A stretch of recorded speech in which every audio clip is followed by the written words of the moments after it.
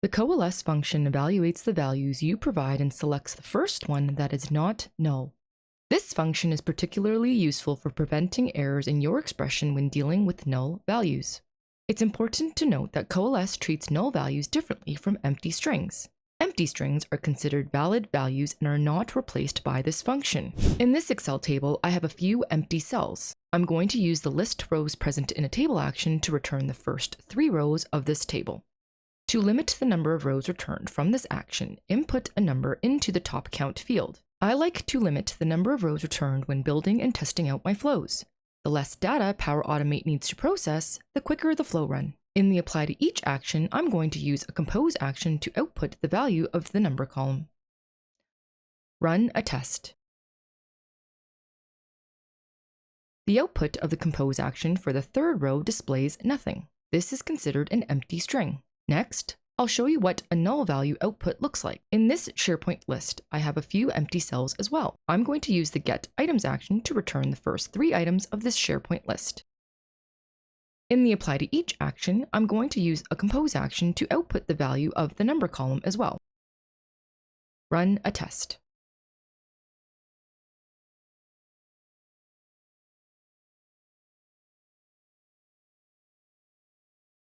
The output of the compose action for the 3rd item in this list looks a little different from the previous example. Here, it displays a click to download hyperlink. When I click it, nothing is displayed. This is a null value. This is also why it's important to use compose actions in your flows to help with troubleshooting. Compose actions are an easy way to verify the output of the dynamic content in your flow. In this demo, I have a SharePoint list where there are 3 columns for phone numbers and some columns are empty. I want to output a single contact number. The coalesce function can take any number of values and will evaluate each value in the order provided. I'm going to use the coalesce function to check and see if a mobile number is listed first, then an office number, and finally a home number.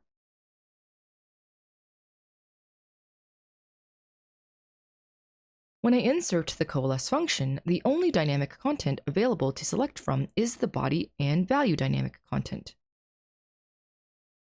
There are 2 ways to get to the dynamic content in this case. The first way is to use a compose action to store the dynamic values, then insert the outputs of the compose actions into the expression.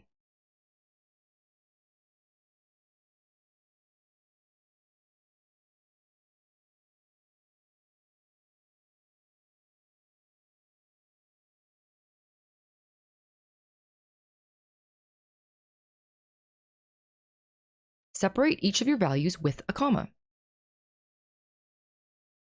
This is a straightforward approach, and you can also troubleshoot the outputs of the dynamic content this way.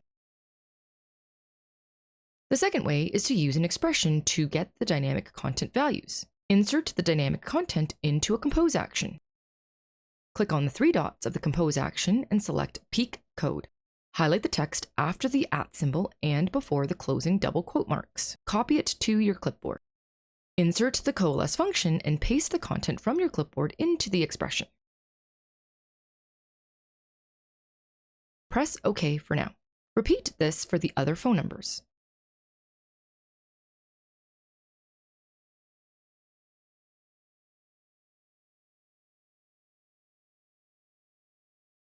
Click on the expression to edit it. Press the down arrow key to go to the end of the expression. Press the left arrow key to place your cursor before the closing parenthesis, add a comma, and paste the content from your clipboard.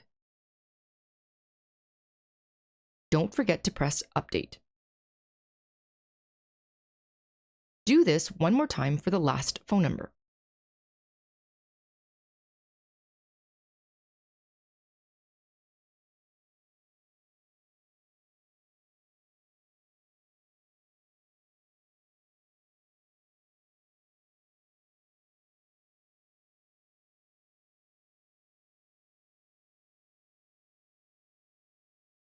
The final expression looks like this.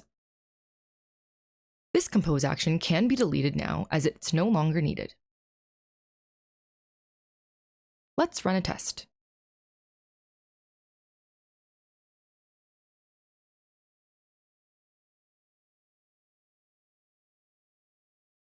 Because there wasn't a mobile number for the first item, the business number was outputted instead.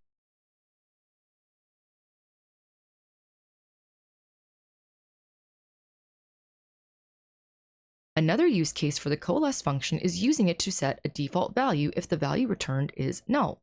Instead of using an if function or a condition action to set a variable, use the coalesce function instead. In this SharePoint list, I have a list of clients. If the client hasn't been assigned yet, I'd like to output a value of not assigned. In the get items action of my flow, I'm going to limit the number of items returned to 5. Next, use the create HTML table action to output some of the values from the SharePoint list.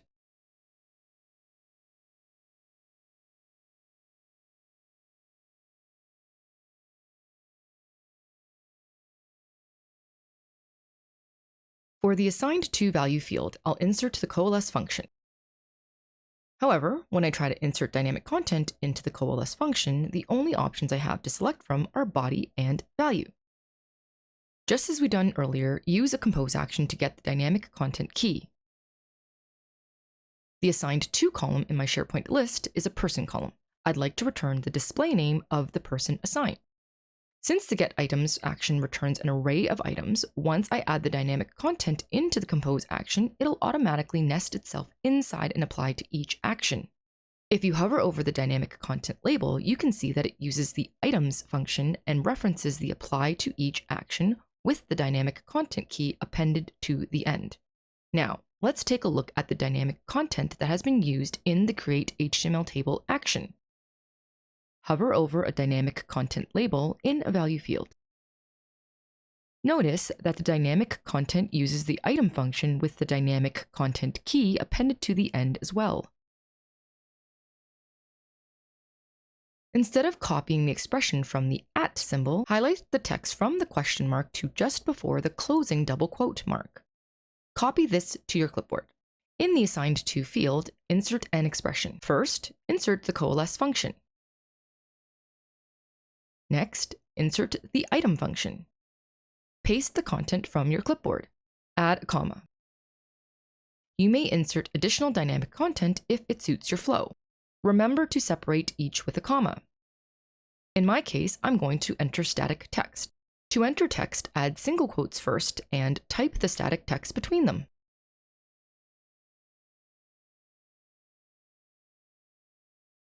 Delete the apply to each action and run a test.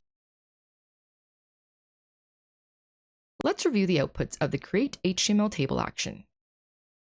The static text will output in the assigned to column of this table for any items where a person wasn't assigned. What function would you like me to cover next? Let me know in the comments. If you found this helpful and want to see more videos like this, please consider giving it a like. Want to learn more about writing expressions? Check out the full tutorial where I cover 7 functions you need to know. Don't forget to subscribe so you don't miss out on any other Power Automate tutorials. Thanks for watching!